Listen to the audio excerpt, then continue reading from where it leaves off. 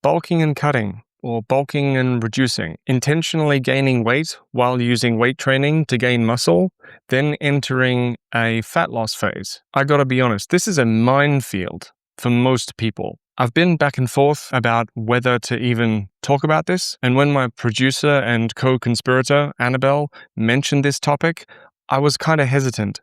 But hats off to Annabelle, she helped me realize that I do want to be real about things like this. And I don't want to show up to every episode, every conversation, censoring difficult topics and avoiding difficult questions, because I know so many of the people that I work with have questions. My name's Marcus. This is Strong Not Starving, and I work with people to create sustainable, fulfilling experiences with food, exercise, and relationships. So Strong Not Starving is where we talk about the food, exercise, and stress management side of things. How to feel strong and confident in your body. So bulking and cutting, bulking and reducing, like I said, it's talked about a lot in the fitness space, even normalized in certain circles. I remember when I was working in gyms around a lot of personal trainers, it was just kind of taken for granted that at different times of the year, people would be bulking or cutting or whatever.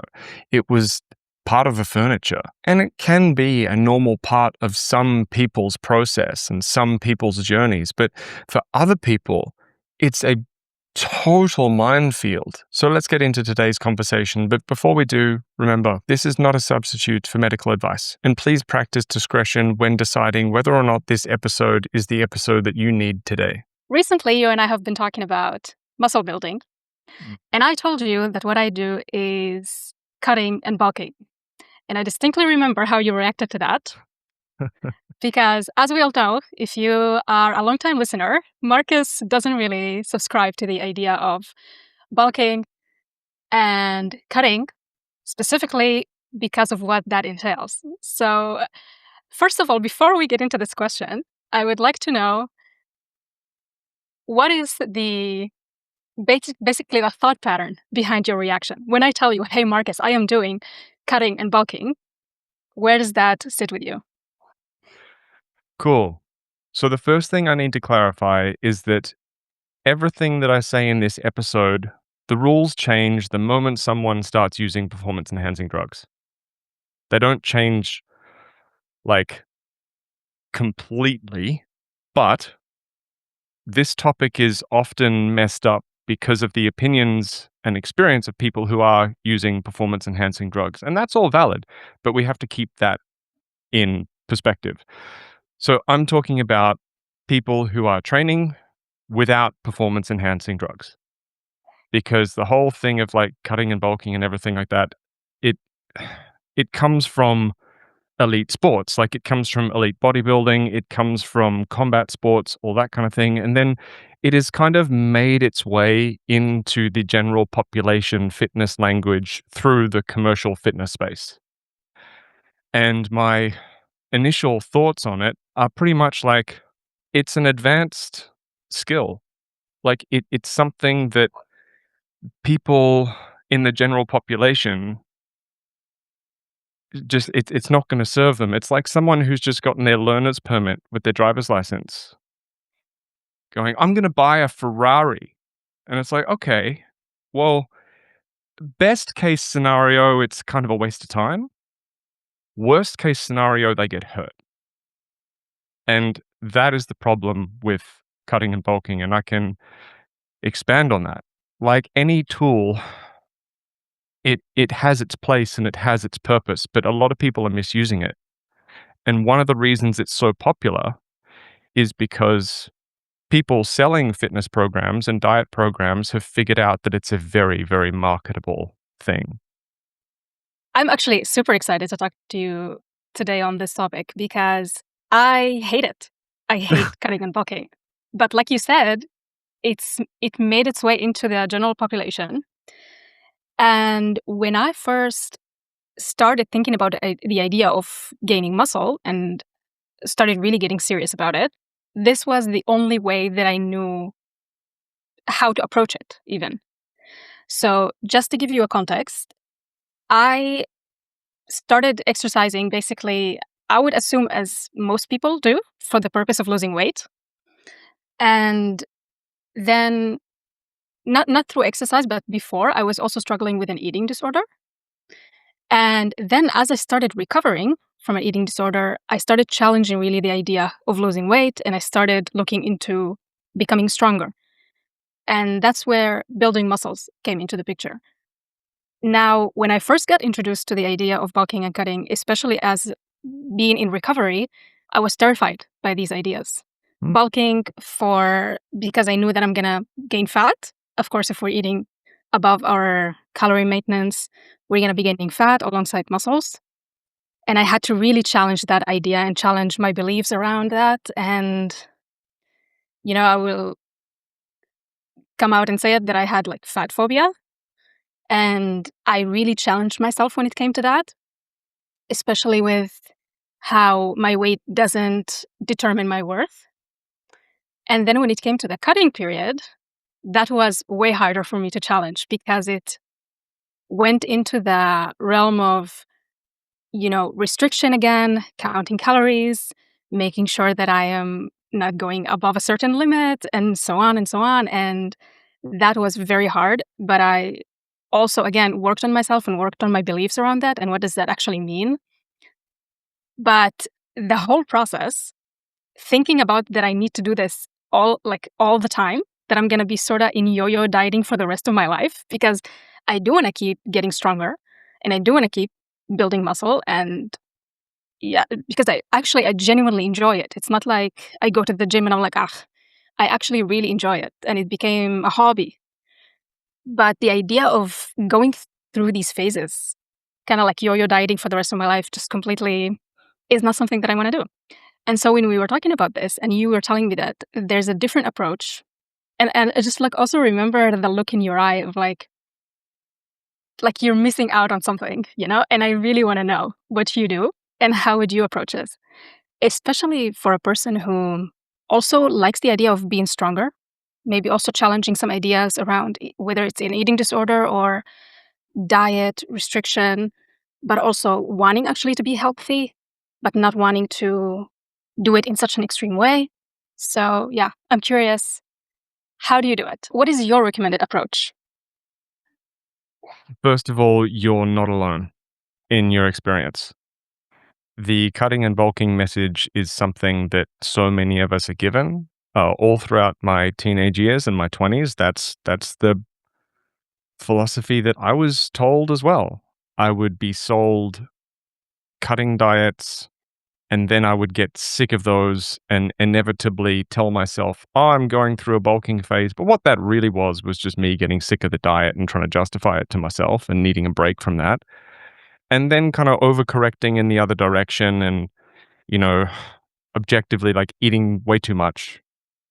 And then doing training sessions that weren't really based in any kind of understanding of true strength and conditioning progression or athletic performance, just kind of going to the gym, selecting the bodybuilding exercises that, Men's Health magazine were talking about or whichever YouTube person was talking about that month, and doing those until I felt tired enough to say I deserve to finish now and go home. That was my approach for 15, 20 years. It was also the thing that kept me stuck and frustrated and miserable for 20 years.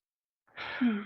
One of the things that's really important to throw some light on with cutting or reducing or whatever people want to call it is that when done correctly, it is something that is used by high level athletes or at least like advanced athletes as a planned out tool that is part of a much bigger picture. And when I say bigger picture, I'm talking years, like literally years of work with a cutting or reducing phase tactically planned in there and closely kind of monitored. But most people's experience of cutting is this very reactive, reactionary type situation where, we're making our way through life and we're eating and we're training and doing whatever it is we're doing. And a lot of people wake up one morning and look in the mirror or have a weekend where they feel like they eat too much food and they don't like how they feel in their own skin. And they go, oh my God, this is really uncomfortable. I need to do a cutting phase. No. Hell no. Just no. Cutting is not something that we should do as like I'm feeling uncomfortable in my body and I'm going to do this to try and make myself feel better. Absolutely not. That is a way to stay stuck in a essentially binge restrict roller coaster for life. Mm. And I'm going to ask for forgiveness rather than permission, to be a bit blunt here, because I do feel really passionately about this. And everything that I'm calling out or everything that I'm saying, these are the things that kept me stuck for years. And so if you feel like I'm criticizing something that you're doing, from the bottom of my heart, I know how it feels to be stuck. And I really want you to have the best possible experience in your body, with training, with strength, with all this kind of stuff. And when I see people doing something that I know is going to lead to misery 99% of the time, I have feelings about that. And so, yeah, the first thing with cutting and bulking and all that kind of thing, it cannot be a reactionary process. Like, it can't be like waking up one day and going, I feel uncomfortable in my skin. I need to cut. Or, you know, an ad comes up on Instagram for someone's like summer shred program or whatever. And you're like, oh, yeah, okay. Like, no. I used to work with a guy when I was kind of boots on the ground personal trainer, like working in gyms full time. I worked in a bunch of different gyms, but one of the dudes that I worked with was an aspiring natural bodybuilder. So he wasn't using performance enhancing drugs. He was doing it all naturally. He started with a proper bodybuilding coach. He was already in good shape.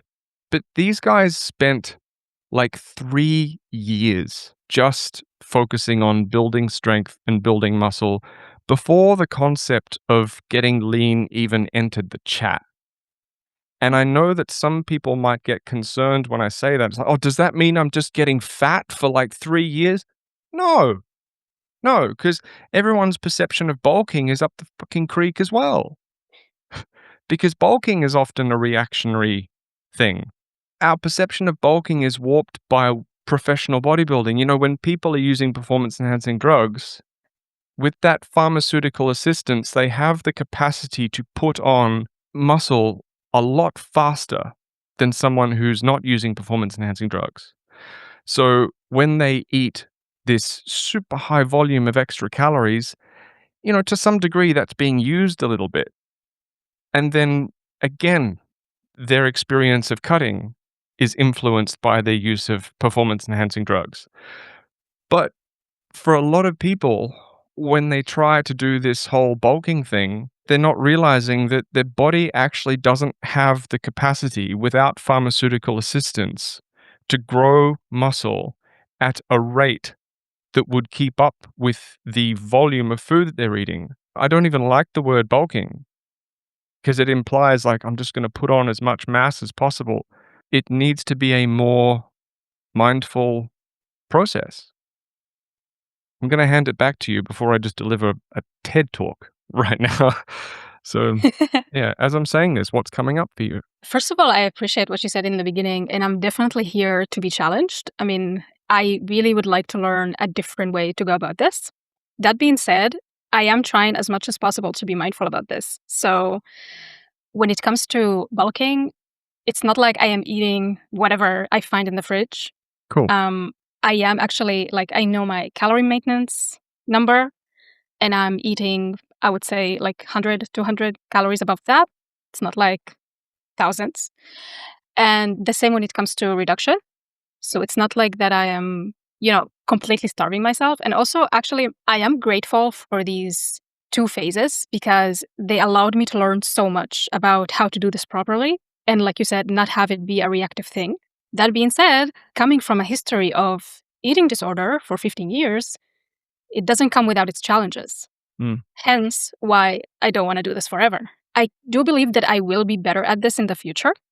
I'm just saying that right now, it's still challenging and it's still creating those moments when I'm thinking about, like, why do I want to cut?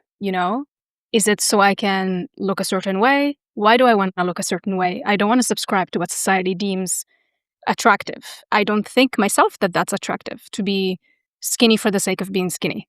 That's just me in my perception.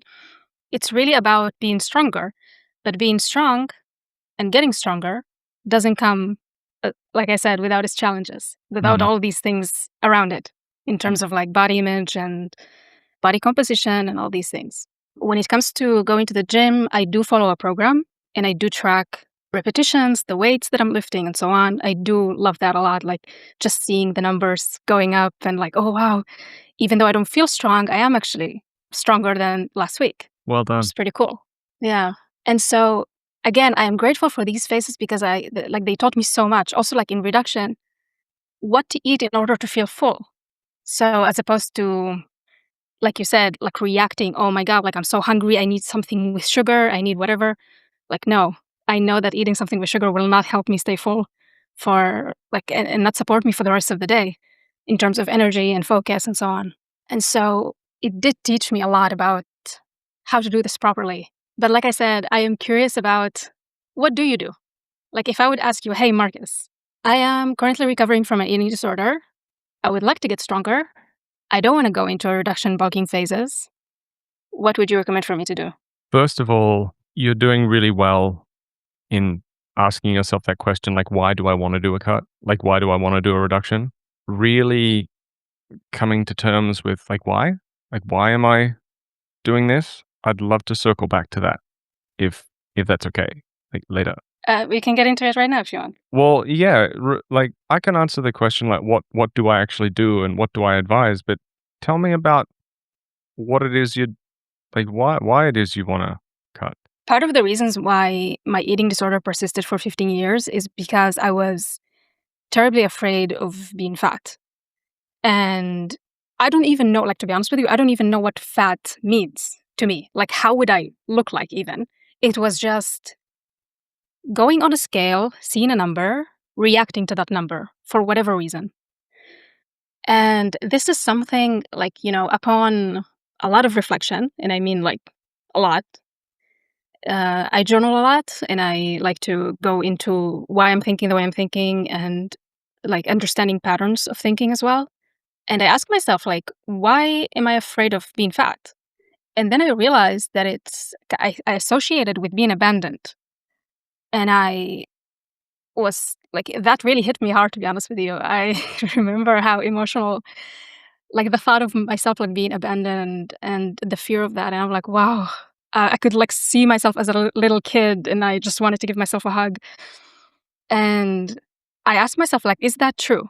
Is that true that if I gain weight, if I gain like 5 kilograms or even 10 kilograms or 20, whatever, will I be abandoned? And then the answer was not by the right people, not by the people that I actually want in my life. Maybe some other shallow people, yeah. And that would be a great way for me to know who I actually want to keep in my life and who not. And then I thought like about the question of, like, I flipped it sort of like, why do I want to be skinny? And again, to be accepted, to fit in, to, I don't know, be successful. And I'm like, what does that have to do with being skinny? So like, I really had to challenge those ideas that were so ingrained in me from such a young age. I grew up in a family and a culture that really beauty was everything, more than intelligence, more than accomplishments. It was beauty and mating, basically. Mm-hmm. So like, having a boyfriend, having a husband, blah, blah, blah. And I don't really subscribe to that anymore.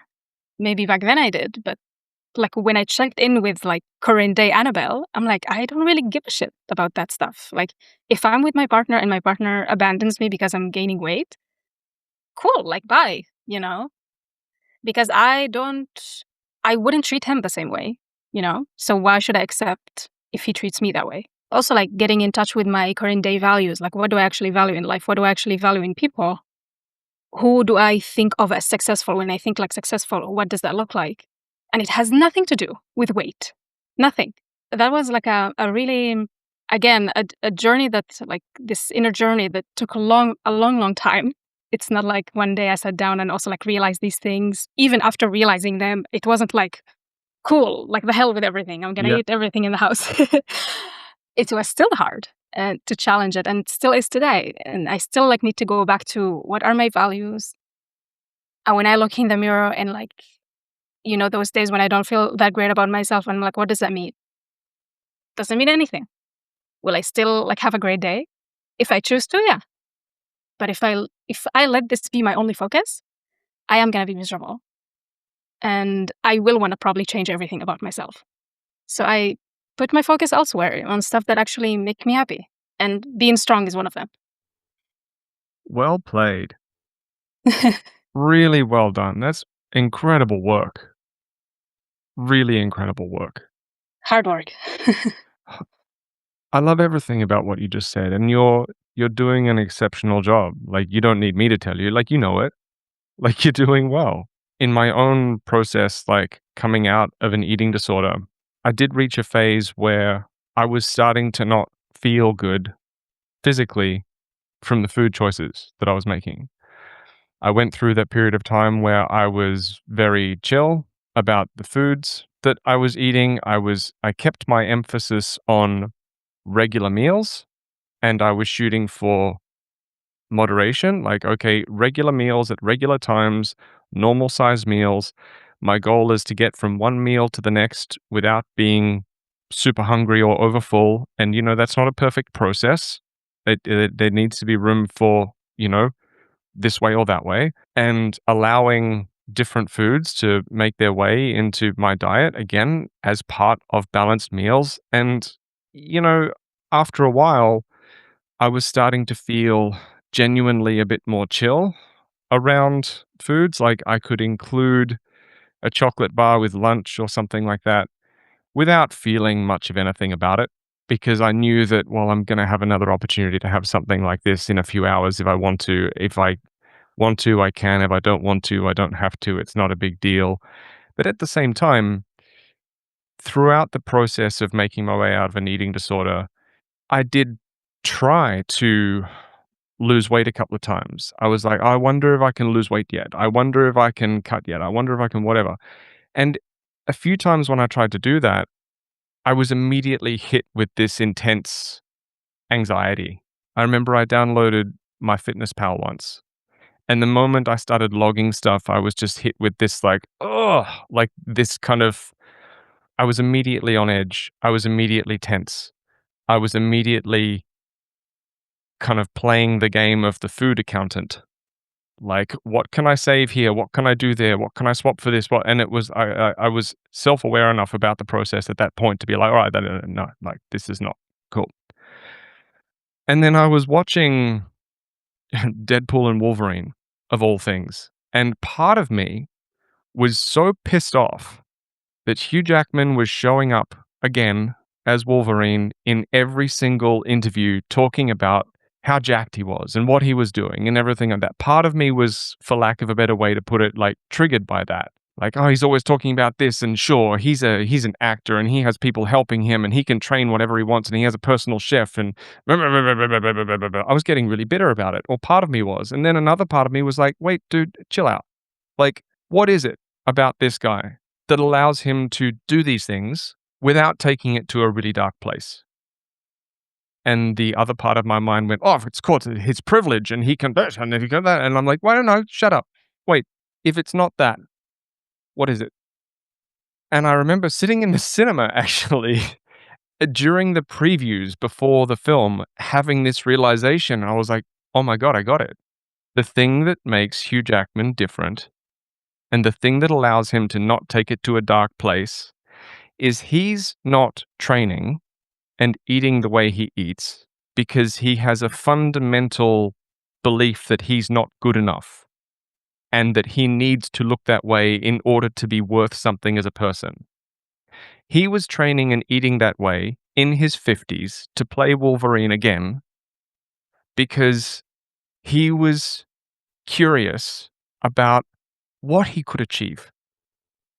And that was a huge moment for me. I realized that there's a massive difference in the psychological and emotional and even physical experience of doing something because you don't feel worthy and you're trying to bump yourself up to the point of being, if I look like this, I'll be good enough. If I make this amount of money, I'll be good enough. If I'm this lean, I'll be good enough. If I'm this strong, I'll be good enough. There's a huge difference between that and having the deep-seated core belief that I am enough just as I am.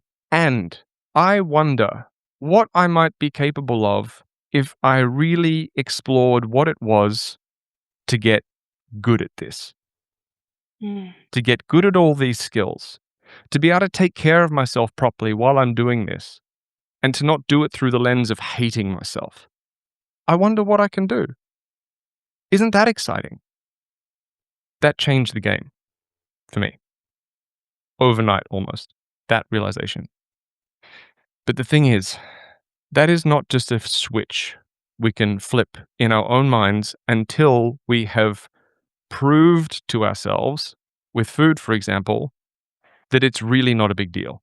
If you haven't gone through that phase of allowing your diet options to expand, allowing yourself to practice choosing different foods and eating in a way that is more flexible, while knowing that this is okay, I can have this again tomorrow, I can have it again in a few hours, it's fine. Unless we've given ourselves that experience, we can't go straight from, I hate myself, and I'm trying to restrict, or we're in that binge restrict cycle. We can't go straight from that to, now suddenly I like myself and I'm just curious about what I can achieve. Like, we need to give ourselves the experience of some breathing room for a minute, because it's those experiences that change how we feel, not knowledge. This is one of the core things that's part of what allows someone to do something from a good place.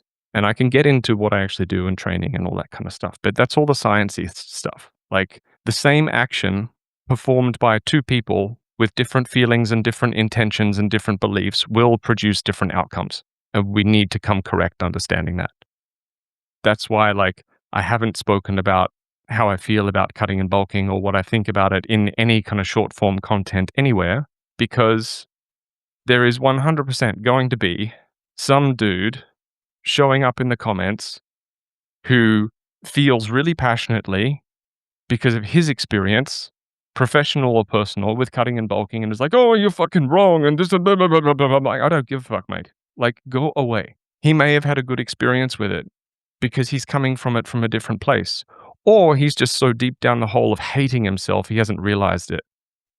But there's so much that can be going on here, but really, it all comes down to the outcome that you get. The roots of that outcome are in what place you're taking action from. Yeah. So much thoughts in my head about this, so much wisdom in what you're saying.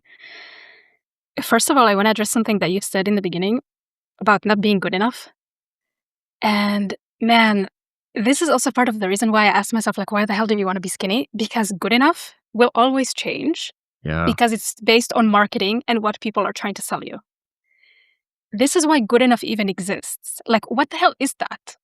Like, I am born, I am on this planet, I am good enough, period. There is nothing tied to you being good enough. Whoever is listening to this, like, you are good enough just for existing. The fact that people tie stuff to that, and by emphasis on stuff, is because this is how they get you to buy things and spend your money. So even like the simplest thing for women the reason women started shaving is because Gillette realized, hey, there's a whole, like, half the population that we're not selling to. Let's convince them that they need to buy this. Wow. And so they created marketing material for women, like, hey, if you want to be a good wife, you better get rid of your armpit hair because no man wants to see that. And this was literally in the marketing campaign. And this is why women started shaving. Anything now, like, good enough if you are making such, like, so-and-so amount of money in a year.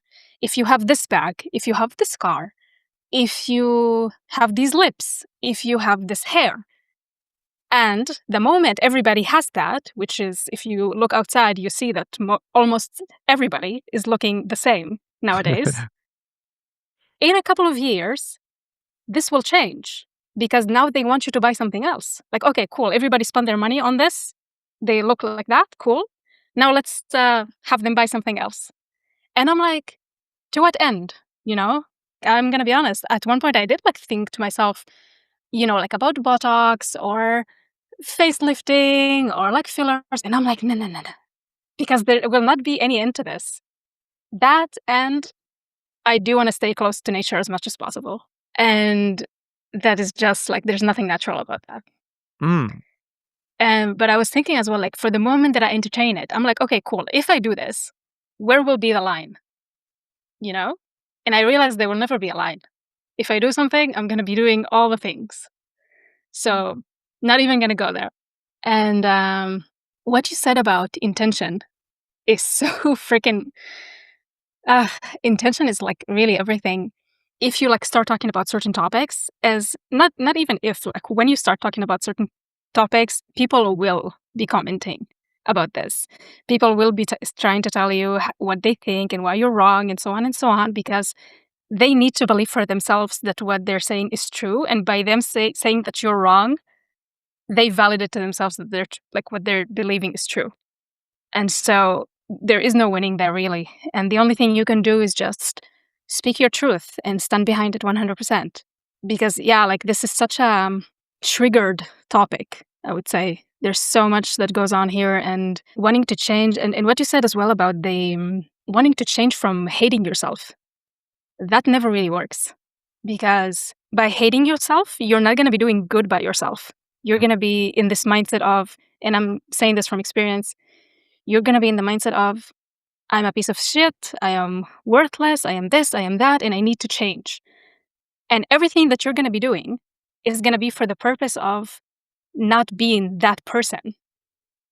And when you're in that mindset, you're not going to be making decisions that are going to be good for you long term.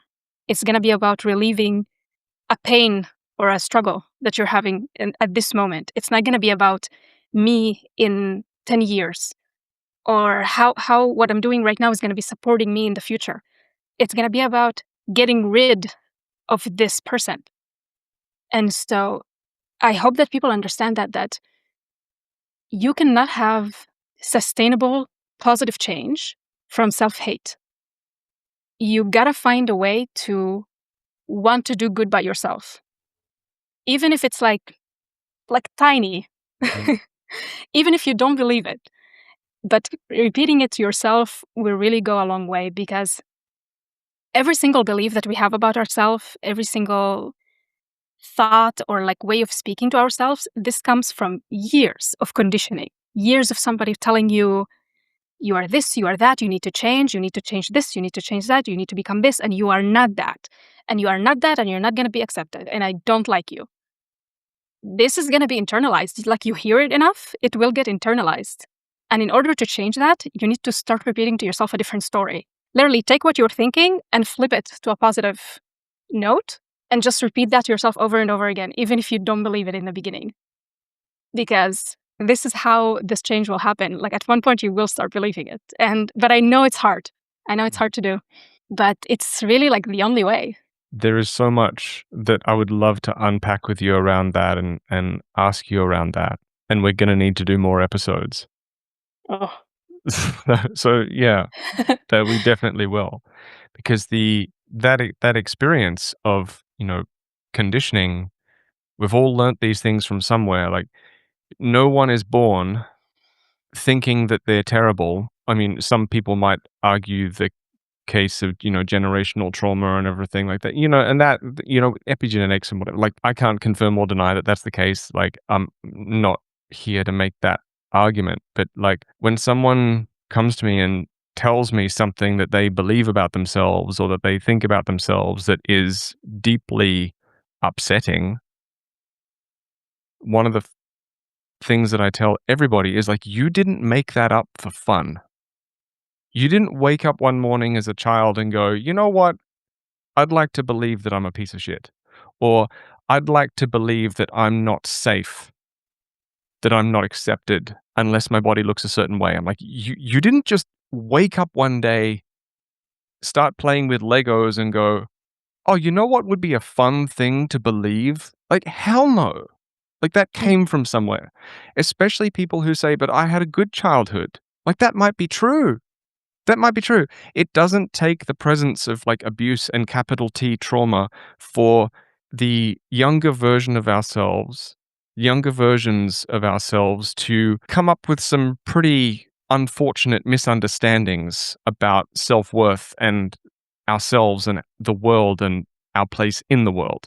Like, it doesn't take a lot for, a kid to start maybe misinterpreting or misunderstanding something. And so it doesn't take capital T trauma or crazy kind of abuse or anything intense to create certain beliefs, let alone the people who do have more traumatic experiences. It's going to take intentional effort to shift these things around. Something that I often tell people about, like affirmations and talking to themselves and repeating things to themselves, is yeah, that can be really effective for a lot of people. Other people need to develop a little bit more of a relationship with the part of themselves that might be resistant to that new way of thinking. So this is something that I do a lot in one-to-one work, is opening a safe line of communication with the part of ourselves that might be resistant to doing things differently. And the part of ourselves that are resistant to doing things differently, again, it's not because that part of us is trying to like sabotage us or trying to harm us. It's because the way in which that part of us has done things historically at some point has been responsible or at least linked to our sense of safety. So we need to open a line of communication with that part of ourselves to be able to say, hey, I know that historically speaking, this has been an adaptation, a coping strategy, something that has given us a sense of safety. I get it. And thank you for doing that. But we need to update the software, and I'm here to take care of you now. That begins a process where we start opening that line of communication, developing a better relationship with ourselves, and overcoming some of the resistance to doing things differently. Because if we're taking action, exactly like you said, from a place of insecurity, from a place of fear, from a place of anxiety, every action taken from those places will perpetuate those states. Even if there is the illusion that, like, okay, I'm anxious about my body shape and size, therefore I'm going to work really hard and make my body shape something that I feel less anxious about. And then a lot of people might get there, but then they're anxious about losing it. Might feel like, oh, okay, cool. I feel good about myself now, but like sitting on your shoulder the entire time is this like, you better find a way to keep this up. Don't drop the ball, you know? And people have died because of that. That's an extreme example, of course, but my heartfelt wish for anyone would be that they don't live their lives with that hanging over them. I mean, I can't choose for people. Like in the couples work that I do, it's my job to help people create strong, connected, fulfilling relationships. And I can coach couples through that process. If some people want a different situation where maybe there's a different power dynamic or someone wants to feel more like they have control or like whatever, I'm like, oh, it would be my heartfelt wish that you do have a fulfilling and very cherishing and intimate relationship that is also really strong. But, if you decide that that's not what you want, and if people say to me, like, I want to get stronger, I want to feel good in my body, I'm curious about what I can accomplish with my body. Like, I, I want to know what it's like to just feel physically capable. I can do that. We can work on that together. And at the same time, they're like, I want to feel peace around food. I want the majority of my attention and emotional bandwidth to be going to things like enjoying my life, spending time with people I love, doing things I enjoy, not constantly preoccupied about food or whatever. Like, yeah, I can give you that too. Like we can work on that. But if someone says like the most important thing in the world to me is that I'm as lean as possible all the time, no matter what the cost, my heartfelt wish was that that wasn't what they choose, but I'm not going to try and change your mind. I'd say again, my heartfelt wish for you is that you have something different, but I can't help you if you decide that you want to be as lean as possible at any cost, and you're okay if your life surrounding that is kind of like miserable. Like someone else can tell you how to do that. I'm not going to be the one responsible for perpetuating that in a person. I'm sorry. Yeah. And I just want to interject here and say, like, there's nothing wrong with that. Like, if this what you really want, and if this what actually makes you genuinely happy, and this is something you want to explore, go for it. The reason Mark is saying this, I believe, and if I'm wrong, please correct me, is because we've been there and we know what it's like when this is the only goal is to look a certain way. And so the reason we are here is to challenge these ideas to want to look a certain way and flip it into feeling a certain way, because that's what's most important to you and me. So again, whatever you wish for, there's nothing wrong with that. It's like where you are at the moment. We are here from a perspective of we've been down that road. Now we're going in another direction, and we want to help people who are going in that direction with us along the way, because we feel that this is where actually true freedom and peace of mind lives, not in looks and being lean or whatever that may be. The irony of this is what I call the small child chasing a cat theory. Have you ever watched a kid desperately wanting to pat or stroke a cat, and they start chasing the cat around the house, trying to grab it, trying to pick it up, trying to like whatever? And the harder they chase it, the more the cat is like, dude, no, absolute, like, get away from me. And the kid gets scratched and hissed at and all that kind of stuff. Desperate pursuit is not a winning strategy. Yeah, it goes back to intention. Yeah, like the irony here is like, if you can make a little bit of space for something different, my personal belief is that feeling better on the inside is congruent with looking better on the outside. Yeah. Like, But then what people can go to is that, oh, I want to be stronger, but secretly what they actually want is being lean and skinny. yeah, So it's like, I'm going to do this because it's going to actually give me that. But then in the back of your mind, in your subconscious, you know that what you actually want is that. yeah. So So straight away, yeah. like, how do you feel? I'm sure as a woman, you may have had this experience. Boy or guy comes up to you at some point and he's saying all the right things, but he just wants to get you into bed. Like, it's obvious. Like, how does that make you feel? He's saying all the right things on the, like, he's saying all the right things. He might be dressed nicely. He might be presenting in exactly the right way, but below skin deep, you can tell that that's the real Yeah. intention. It feels shitty. Yeah. Like you're treated like an object. Yeah. And yet we do that to ourselves constantly. Like, oh, no.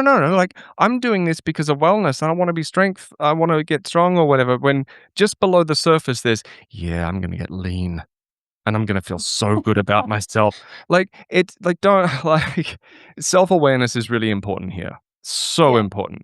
Like, you can't kid yourself. It's like with the relationship with food stuff, genuinely feeling like you can have anything you want at any time without guilt is 100% congruent with being able to make healthier food choices more easily and more peacefully. If you genuinely believe that nothing is a big deal and you can either have something or not have something and it's fine either way, you're going to be able to make choices that leave you feeling good more easily. And that involves genuinely having the permission to eat those things. It doesn't mean that you always do. It doesn't mean that you have Nutella nachos for breakfast every day, but it means that that if you did, the world wouldn't end. Like, nothing crazy would happen. But when people say like, "Oh yeah, I can totally, I can have whatever I want. I'm not going to, but I'm telling myself I can have whatever I want. I'm telling myself that I'm not gonna have this packet of chips with my lunch because if I really want it, I can have it tomorrow." And then tomorrow comes and we don't follow through on that promise, and the part of our mind that is like always there. It's like, hey, you just screwed me over. Yeah. And so the next time we say, oh no, I can have it tomorrow. That part of our mind is like, don't lie. I'm gonna fight you on this now. because I know you're not going to let us have it tomorrow. It's like a kid being told, no, no, no, we can't go to the park today, but we can go tomorrow. You can only tell a kid that so many times without going to the park before they start fighting you. And the inside of our mind is exactly the same.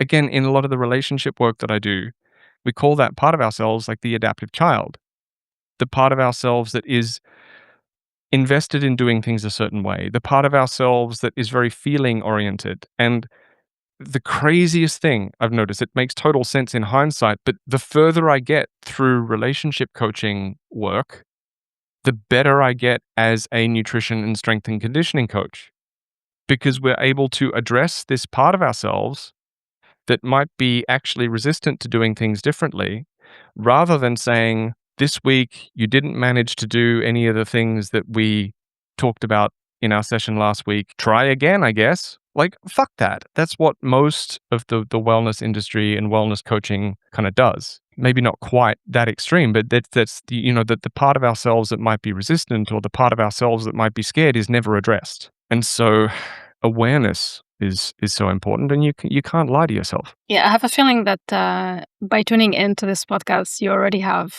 already going down a good route of questioning and wanting to learn, wanting to understand, and being curious. And this is where it starts, really. So, well, if wherever you are, listener, you're doing a great job. Yeah, like if you've made it this far into the conversation, great. Like, I've been thinking, anyone who made it through my initial criticism of cutting and bulking, good job. Like, Yeah. I actually expect that a few people will have heard that and just bailed on the conversation instantly. So, I'm thinking that maybe I should have led into that a little bit more gently, but Nah, you're good. Yeah. okay. Well, that's I reassuring. mean, we're telling the truth here, and if it's not comfortable for somebody, or if somebody's not ready to hear it yet, then they can go on to a different podcast. There are plenty of podcasts out there that they can listen to, where they can get the information that they want to listen to at this moment. Yeah. It's totally fine. Like, we seek information at different, how to say, like, how when somebody recommends a book to you, and it's like, it's the best book that I've read, it's gonna change your life, and then you read it, and it's like, whatever. So it's like different information meets you also at different times in your life. And oh my goodness. something might be life-changing for somebody, but not for you. Or you might read a book right now that it's not going to do anything for you, but if you read it in like 5 years, you're like, whoa, how didn't I get it last time? Because you weren't ready to get it. It's totally fine. And it comes with this, like all this inner work that we talked about, and also being curious and wanting to do something differently, which is where it starts. I think the reason, actually, you were talking earlier about like generational trauma. I think the reason this happens is because most people, they just go with the flow. Like, this is how it is. I'm just gonna go about it. And I think I was the first person in my family to just think, what if I do something different? Like, this is not really working for me. I'm feeling shitty. I don't like feeling shitty. What can I do differently? And then I started exploring. But yeah, I think most people are, I don't want to say like comfortable in the shittiness, because it's not really comfortable, but it's familiar. Yes. And we usually like to stay in the familiar, even if it's not necessarily good for us. But this could be a whole different topic. And we did just talk about the people who stayed. So thank you. And now we're going to answer your question. Yeah. Marcus, what do you do that is not cutting and bulking? Cool. So I'm training to pass the Strong First Elite instructor certifications. That requires passing the Strong First kettlebell tests, both levels 1 and 2. I won't go into detail about what they are exactly, but barbell strength and body weight. I'm passionate about doing this because I enjoy the Strong First community. I'm a bit of a strength and conditioning nerd. I'm genuinely interested in the science of it, and I like hanging out with other people who enjoy talking about it. And so one of the things that motivates me to show up in this way and train for something that is so difficult is that it's aligned with something that I genuinely find really fulfilling. Like right now, for example, at this point in time, I'm training more than I ever did when I was really stressed about changing my body size and shape. I'm objectively training more. I am objectively training harder. My nutrition is more consistent now and simultaneously more peaceful now than it has ever been. This is because one of the reasons at least being that what I'm doing, I don't even have a mirror in my gym. I'm not even looking in the mirror. And what that looks like in practice is a training program that is, well managed and calculated so that you're not just going into the gym every day trying to do as many hard sets as possible and then leaving. Like, no, there are actually periods of weeks at a time when a lot of my training sessions are quite sub-maximal. Like, you leave the session feeling like, yeah, I could have done more. Good, fine. That's what getting out of perpetual intermediate phase with training looks like. As a beginner with training, we learn some new skills. You can go into the gym and you can look at weights and you're going to get a little bit stronger. When you get up into the intermediate kind of phase, you've made some progress, you're a bit stronger, but you can't just go into the gym and throw weights around anymore and think that that's going to then lead to further progress. So we need to start factoring in recovery. Where my attention used to be, stressing about what foods I'm allowed, what foods I'm not allowed, etc., etc., etc., that energy is now going into my sleep quality, making sure that I have good sleep hygiene and I'm getting to bed on time as best as I can, because we're all adults and no one's sleep is perfect. It's doing things like working with a program that actually makes my joints feel good. That I'm not walking into every session kind of going like, I hope I don't walk out of this one injured. No, like, I'm staring down the barrel of being 40 years old. I'm not made of rubber like I was when I was 20. I need to be smart when I train. And I want to keep training until I'm dead. Like my coach, for example, and I chose him on purpose. He's deadlifting sets of 200 kilo for 5 reps at in his late 50s. Wow. And to me, like, I will take advice from him over the advice of some like 30-year-old bodybuilder all fucking day. And so what I'm actually doing, like the what it is a peaceful relationship with food, a healthy sense of self-worth, training to participate and be a part of a community that I enjoy, doing a style of exercise and training that I enjoy. Like, it's hard and I don't love absolutely everything about it. Like, there are certain training days or certain exercises or lifts or whatever that come up and I'm like, ugh. But that doesn't make up the majority of my training, right?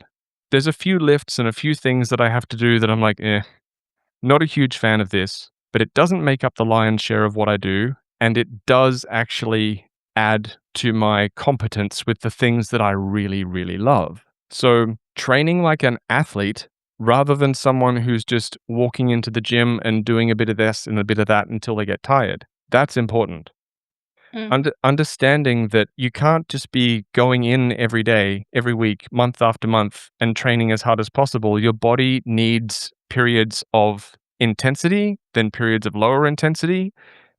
There's also something to be said for quality lifts and quality reps and quality work that's done at a lower intensity and accumulating reps and volume at a slightly lower intensity. If you go down the rabbit hole of strength and conditioning and that whole space, you'll hear people say things like, all you need is 3 hard sets of a particular exercise, right? Especially the starting strength community. They're very much like minimal volume, so minimal quantity of work, but then doing hard sets. People will say names like Dorian Yates.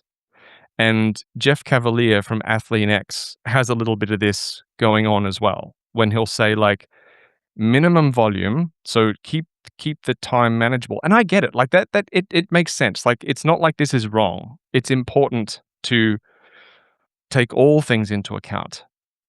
But then there's also something to be said for Soviet era strength and conditioning research and science, like Eastern Bloc stuff, where the big focus is on general physical preparedness. So being able to accomplish a lot of work, having a body that can handle a larger workload, being able to perform explosive and dynamic movements rather than just bodybuilding movements, all of these things come together to produce what I often refer to as the athlete mindset, rather than like the I'm showing up at the gym and doing my bodybuilding split mindset. And again, there are going to be people out there who love the bodybuilding mindset, who that works for. Good on them. That's great. But I've found in my experience of being someone who's not using performance enhancing drugs and working with a lot of people who obviously aren't using performance enhancing drugs and maybe aren't genetically gifted, that this approach, the athlete mindset, is first of all healthier mentally, and it helps us kind of go the distance a little bit more. And I can't say this enough, there will always be exceptions. I've got friends who, when we were in our 20s and we were hanging out together, again, like they would just go into the gym and look at weights, and they would suddenly have shoulders like bodybuilders and everything like that. And good at them. Like they've got a higher percentage of fast twitch muscle fibers. They're usually people who are naturally gifted at things like sprinting and power based movements, and they've been naturally lean their entire lives. Good for them. Great. If what someone is doing is working for them, then you can keep doing that. Cool. But that's a very small percentage of people.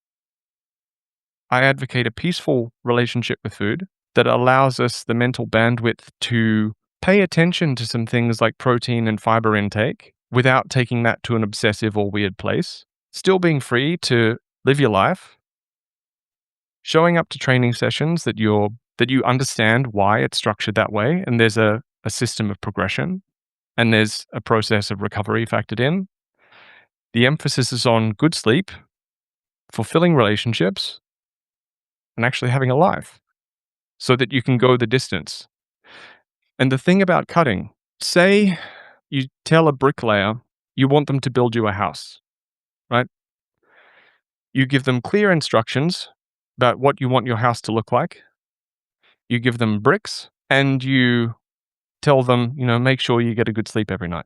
If you show up every few months and take all their bricks away, your house isn't going to get built. Your body requires clear instructions around the adaptation that you want it to make, which is the style of training that you do. We communicate to the body what we want it to achieve through our training. Our body gets the message. It's like, oh, okay, that's what you want me to be able to do. Okay, I'll get to work on that. Our nutrition is our bricks, is our building materials, and then we need the rest and recovery necessary to put all those things together. If someone is like cutting every few months, you're kind of cutting yourself off at the knees a little bit and getting in the way of maybe what could be more meaningful progress. That doesn't mean like if you're in a good place emotionally and within yourself and one day you want to get a bit leaner or whatever, like fine, go for it. But if you're in that cycle of like a couple of months bulking and a couple of months cutting, or even doing like a restrictive diet like every 6 months, your performance is going to be compromised. You're probably going to lose a little bit of muscle and strength as you do that. And different people will argue how quickly that comes back or how meaningful that loss is. And it depends on the person and et cetera, et cetera. But I would advise just like set up a situation that is sustainable long term, that you actually enjoy, and just live your life. That sounds pretty good.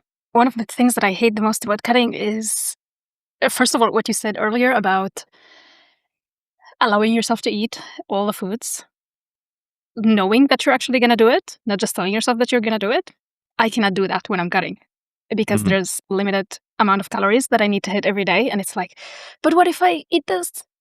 Then it's like, no, it's going to come at the expense of something else, something that is actually going to be giving me more energy and help me focus throughout the day. This is not going to help me focus, but I really want it.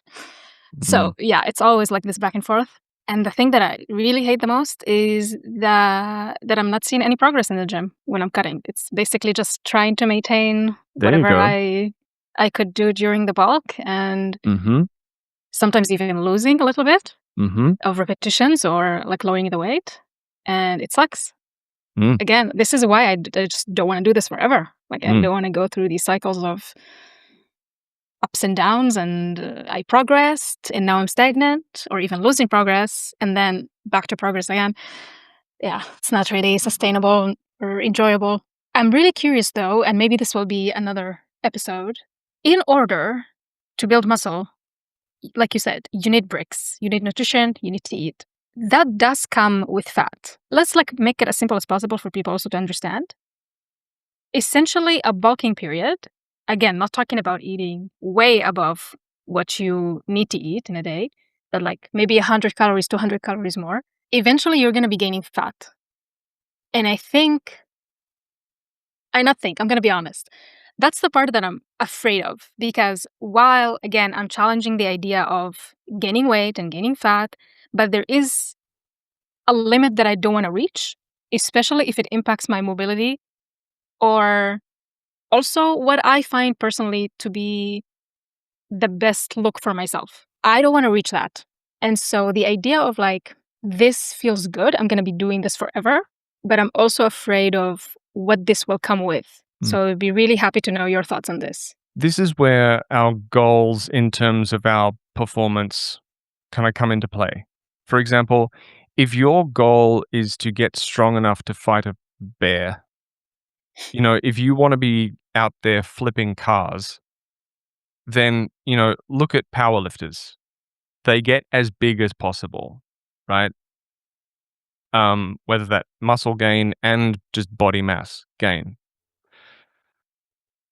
But, if you want to get strong relative to your size, and if you want to, if you're talking about relative strength and work capacity and all these other kinds of things, like more Mobility. mobility, more kind of what we might call a hybrid athlete, which is again the work that I do primarily. My goal is not to Sorry, just hybrid athlete, is hy- that like hy- also... hybrid athlete means you have a pretty incredible balance of strength and stamina. Oh, I love that. I want So that. yeah, so that's what we're looking at with this. If it's the most important thing in the world to you to be able to lift cars, then it's like, okay, you're not going to get around the fact that you're probably going to need to just build the biggest body possible in order to do that. But if you want to build a well-rounded athlete like situation where you have a balance of strength and stamina and mobility and everything like that, then I would argue that you don't need to put yourself in a position where you're just perpetually gaining body weight. And again, this is with the caveat that you've already done the inner work that allows you to do this from a good place. Everything hinges on that. Without that, everything I'm saying right now comes second. Mm-hmm. But yeah, like if you want that hybrid athlete type approach, then you don't need to be perpetually gaining weight. But you can't be periodically taking your bricks away. You can't be periodically taking away a significant portion of the nutrients that your body needs to successfully perform the training. Mm-hmm. You're probably going to find like a bit of an equilibrium that's going to be a bit more of a happy place. This is why I don't like the term bulking because of the picture it paints in people's minds. I don't advocate cutting. I don't advocate bulking. I advocate giving yourself or creating a peaceful relationship with food, learning about training, practicing skills, treating yourself well, having a healthy sense of self, and giving your body the nutrients and recovery it needs to do what you're asking of it. But that doesn't mean like gaining weight forever. Like, no. For example, and I will have to go in a couple of minutes because I've got someone arriving for actually like a 2-hour mentoring session because they're training for a certification that we're doing this work with, right? Like I need to be able to bench press 1.25 times my body weight, deadlift double my body weight, perform 100 kettlebell snatches in 5 minutes, with the 24 kilo kettlebell. I need to be able to do a 1-arm, 1-leg push-up. I need to be able to do a certain number of pull-ups. And, all this kind of stuff. Like, this is what's required for the Strong First Elite certification. Now, if I was just perpetually gaining body weight, that would work against me in a really big way. But at the same time, if I made my relationship with food so stressful that I didn't have the energy to train, and that my body didn't have the nutrients necessary to build that level of strength and whatever, then I'd be working against myself in the other direction. So, short answer, it depends on your goals. But if you want to be a hybrid athlete with really good strength to body weight ratio, or even you just want to be like a healthy human being who is able to do the things that you enjoy without ever struggling physically, like, no, forget bulking. Like, you don't need that. You just need to be not starving yourself. Yeah. It all goes back to intention and awareness. Mm. And intention of why you want to do this, and awareness of the parts of you that actually really are getting behind this as well. Yeah. Yeah. Interesting. With that said, When you say it like that, it sounds so simple, It's like it is. It's simple on the surface, but that and it's doesn't. also like it's just so freeing. You know what I mean? I don't even know how to explain it. I feel like, yeah, like I can do that. It sounds cool. Yeah. It sounds like something that I can do for the rest of my life. Well, I'm more than happy to help and support you in any way. Thank you. The whole process is just about like understanding that philosophy and kind of going after it, and then pulling out the weeds as we go. Like, what's getting in your way right now? What's the big ticket Yeah. item that's getting in your way? All right, let's look at that. Yeah. And taking that kind of approach. Mm-hmm. And with that said, I need to go and nourish myself before before my session that I need to run in a couple of hours. But Annabelle, it's been really cool chatting with you, and I'm looking forward to more conversations. I really appreciate what you're bringing to this. This was awesome, and I appreciate your honesty as well, and I hope to see even more of it in the future. We can do that. Yeah. Cool. Have a great one. You too. Bye.